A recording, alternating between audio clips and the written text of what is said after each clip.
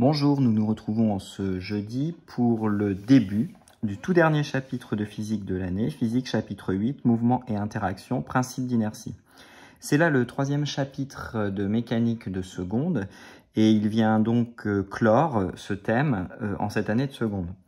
Il me semble important de signaler à tous les élèves et à toutes les élèves qui vont continuer la physique-chimie en première que cet ensemble de notions de mécanique vues en seconde est très important pour l'année de première spécialité.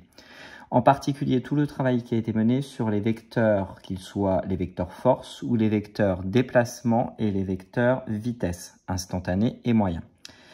Et ce chapitre, portant sur le principe d'inertie, est lui aussi très important pour l'année de première. Par conséquent, ce corpus de 3 chapitres que nous avons fait en toute fin d'année et à distance, exclusivement, est au cœur d'une bonne partie du programme de première et il faut donc impérativement le maîtriser avec rigueur et avec une réelle solidité.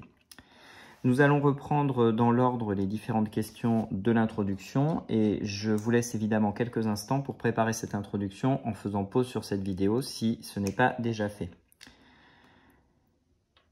Question 1. Quel est le système physique dans chacune des deux situations du document 1? C'est un document que nous avons déjà rencontré, que nous avons déjà travaillé. Il s'agit donc d'une étude qui a été filée depuis le début jusqu'à la fin de ces chapitres de mécanique. Question 1. Le système physique est constitué du snowboarder ainsi que le matériel et l'équipement qui l'accompagnent. Et c'est là la seule réponse à la question 1. Question 2. Numérotez chacune de ces deux chronophotographies correctement. Je vais prendre le milieu de la planche comme point. Ici, j'ai la position S0. Ici, S1. Ici, S2. S3. S4. S5, S6, S7. Sur la deuxième chronophotographie, S0, je prends le même point, S1, S2, S3, S4, S5, S6, S7, S8 et S9. L'occasion pour moi de vous rappeler et d'insister sur le fait qu'à chaque fois qu'on a une chronophotographie, le premier point ne s'appelle pas le point numéro 1, mais s'appelle le point 0. Précisez le référentiel retenu dans chacune des deux situations du document 1. Le référentiel est un référentiel en toute logique terrestre, puisqu'on étudie un mouvement par rapport à la surface du sol, par rapport au voisinage de la Terre. Référentiel terrestre, lié à la piste, par exemple, dans les deux cas. Peut-être un petit rappel sur les référentiels. Un référentiel, c'est plusieurs choses qui coexistent. Premier élément, c'est un corps de référence. Ici, j'ai choisi la piste, explicitement nommée. C'est un repère dont l'origine est un point de la piste. Et pour finir, un objet qui permette de mesurer non pas l'espace, ça c'est le rôle du repère, mais le temps, une horloge ou un chronomètre ou une montre. Voilà pour cette définition du référentiel. Ce n'était pas explicitement demandé de définir ce référentiel, mais il me semblait important de revoir une nouvelle fois comment définir un référentiel en n'oubliant rien. Décrire le mouvement associé à chacune des deux situations du document 1. Je vais mener en parallèle les deux situations. Situation 1. Pour la situation 1, j'observe que les points semblent alignés.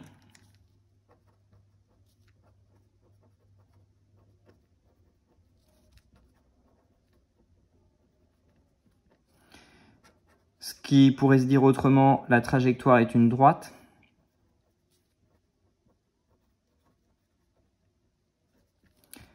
le mouvement peut être qualifié de rectiligne. C'est la première étape de l'étude et tous les éléments explicatifs sont là.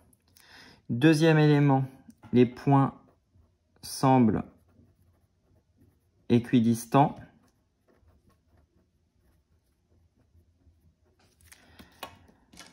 Le delta t, c'est-à-dire l'intervalle de temps entre deux positions successives, est constant. Cela laisse à penser que le mouvement est uniforme. Ce qui vous permet de poser une conclusion générale à la situation 1, qui est que le mouvement est à la fois rectiligne, ça c'est l'analyse de la forme de la trajectoire, et en même temps uniforme, ça c'est l'analyse de l'espacement entre les points. Donc deux caractéristiques pour ce mouvement de la situation 1. Si je continue avec la situation 2,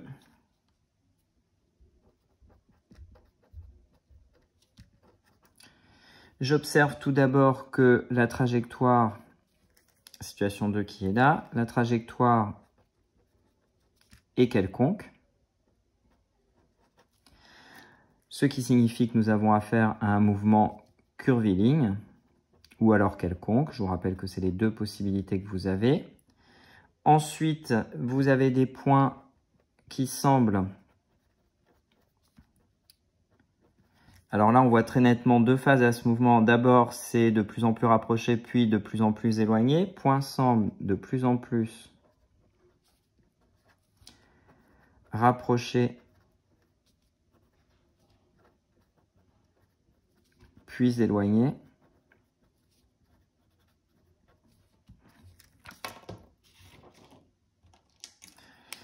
Toujours la précision à delta t constant, sinon l'analyse n'est pas possible. Vous avez donc un mouvement qui est d'abord décéléré, puis accéléré. Et votre conclusion à l'issue de ces deux parties de l'analyse, c'est que le mouvement est curviligne, décéléré, puis accéléré. Voilà pour cette analyse de mouvement. Dressez le bilan des forces et le schématiser dans chacune des deux situations du document 1. Question 5. Même chose, nous allons traiter les deux situations les unes après les autres. Situation 1. Dans la situation 1, je reprends l'illustration, comme ça doit vous apparaître évident le travail que l'on va faire ensemble. Il y a tout d'abord le poids du snowboarder au voisinage de la Terre.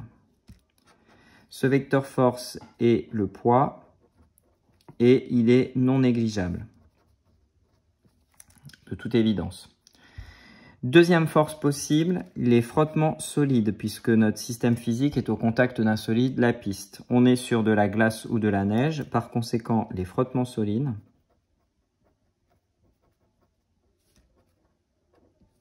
peuvent être considérés comme négligeables.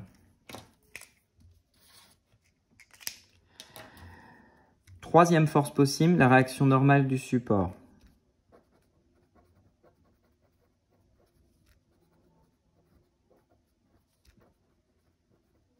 Réaction normale support.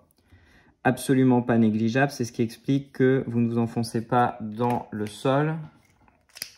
Je vais entourer en rouge plutôt celles qui sont négligeables cette fois-ci. Quatrième force possible, les frottements fluides.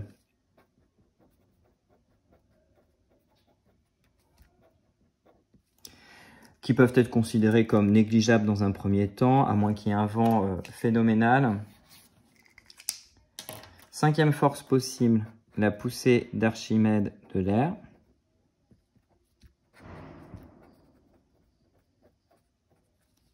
Puisque c'est le fluide dans lequel le système physique est immergé.